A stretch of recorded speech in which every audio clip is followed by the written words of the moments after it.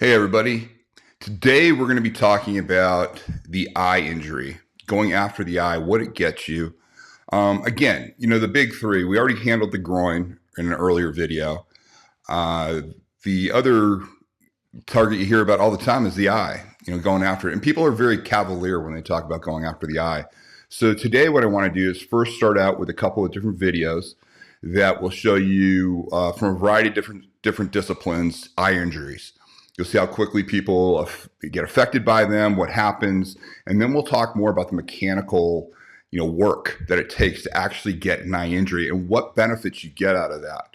But I think it would be instrumental first for us to, start looking at the idea of what eye injuries look like. So let's start out with an injury in basketball. This one is pretty bad when you see it, but we'll go ahead and play. Happened down in New Zealand, and you're going to see this guy's eye actually comes out. So I'll try to walk you through it. He came down to see something pretty important. Okay, right here you're going to see some action in here, and it's going to like cut away, and all of a sudden you're going to see the guy on the ground. They're then going to show you the injury after, so they'll give you the visual. But I want you to know it happens pretty quick here. I think it's just the camera's cut away. So take a look. And then here, and he goes down. Okay. Take a look at that. There's his eye. All right, I'm not going to stop it because it's YouTube. I don't want to make it too bad here. But you saw that his eye was physically hanging out. See that? Pretty horrific. Now, he survived. Okay, because again, the goal here was an accident. It wasn't a goal to get his eye. He was trying to go for the ball, and he ended up hitting this kid in the eye, and his eye literally popped out. But because everything was still intact, meaning the nerves were all still connected, nothing was disrupted that way, they didn't rupture the globe itself, he was able to recover from this. Full vision. He literally was having eye drops. They put the eye back in, and in a couple of days, he was fine. So again, it's definitely an injury. It stopped him on the ground, but thankfully he was able to keep his vision because, again, it wasn't a situation where somebody was deliberately trying to blind him. But you see how quickly he went down. You see how incapacitated somebody gets with an injury like this. Okay, so now what I want you to do is we're going to go to a guy who is shooting. This is crazy. When you look, he has eye protection. He literally has eye protection up. And he's going to shoot some steel, and he figures, screw it, I don't need my eye protection. What I want you to get out of this is a small piece of steel is going to come off the target, hit him in the eye, and I want you to see it's like a classic eye reaction when somebody gets hit.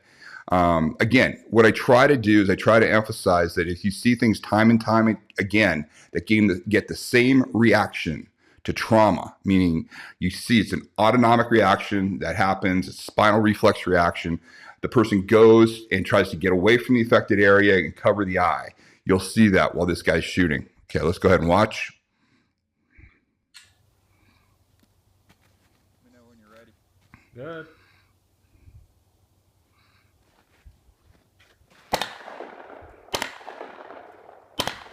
And here it goes. Look at that. Just he dropped the weapon right away, just went right into it. He's just dealing with having a piece of steel, just embedded into his eyeball.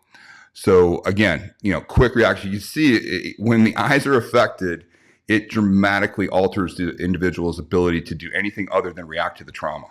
And that's really the big point of why we go after eyes here. Okay, now we're going to go back to MMA. This recently just happened in Vegas. This is about a week ago, two ago. I was actually watching this.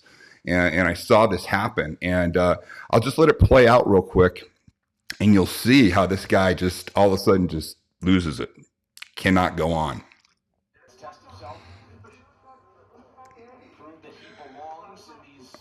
Him to face. Okay, now they're going to show other angles. You'll see it better because it looks kind of strange the way that happened. But when you see it from the other angles, you see how clearly he got his eyes while still delivering a kick to the rib cage, shin kick to the rib cage. But they're going to show his eye, and it was really. If any of you saw this fight or you saw the pictures after, it was pretty devastating. But look, look. There's the eye. He got the eye, then the kick. Now he goes down. You see, he's over. That right there, that really shows it right there. And then there's a reaction, and he's done. He's going down. Now, that's the main thing that I want to point out is that, when this happens, when you have an injury to the eye, you're going to see that people, they can't screw around. A real injury to the eye. I've had people, we'll talk about this in a little bit, but there are those that have told me, oh, yeah, eye injuries, people can recover. Whatever you're talking about is not an injury to the eye. I'm going to show you this. This next thing is over. This is a completely ridiculous situation. We had two military guys. You had supposedly a U.S. Green Beret, and you had I think it's a Peruvian Special Forces guy. And they decided to have a no-holds-barred match. Everything's on the table, and let's see how long it lasts.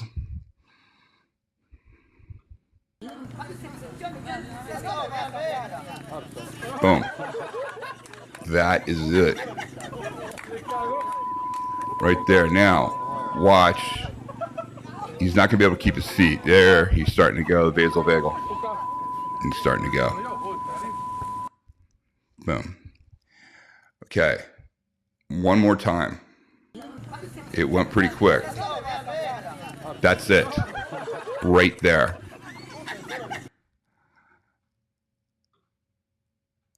Right. Look at that. Right there.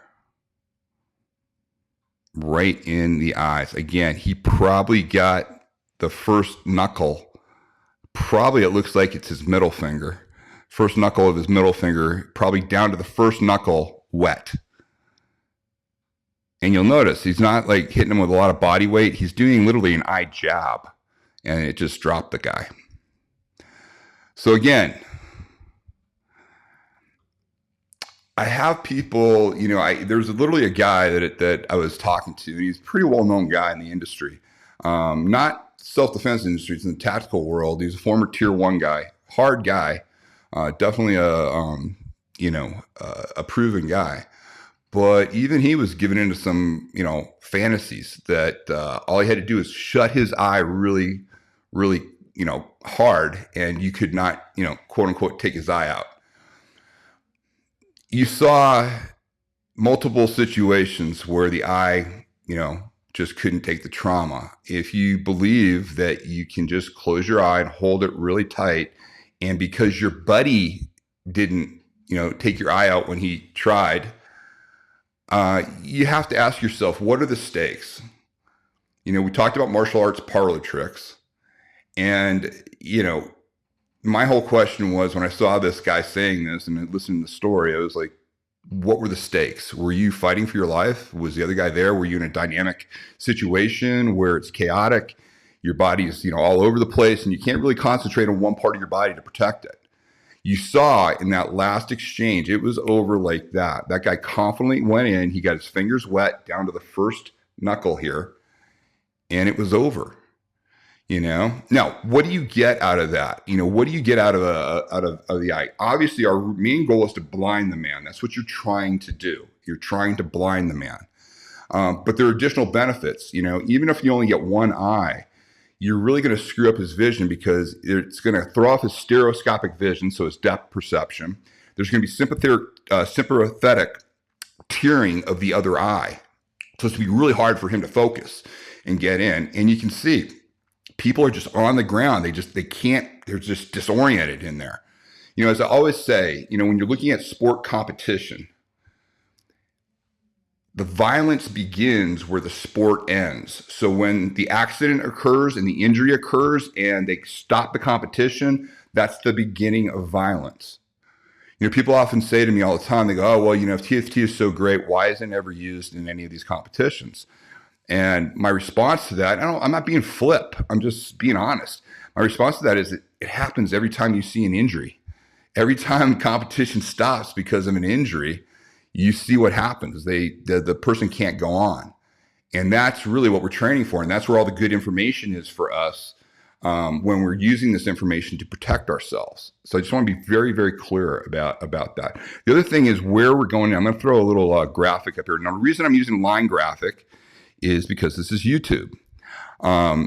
There are 3 different ways you can destroy the eye. You can tear the eye, you can puncture the eye, and you can rupture the globe.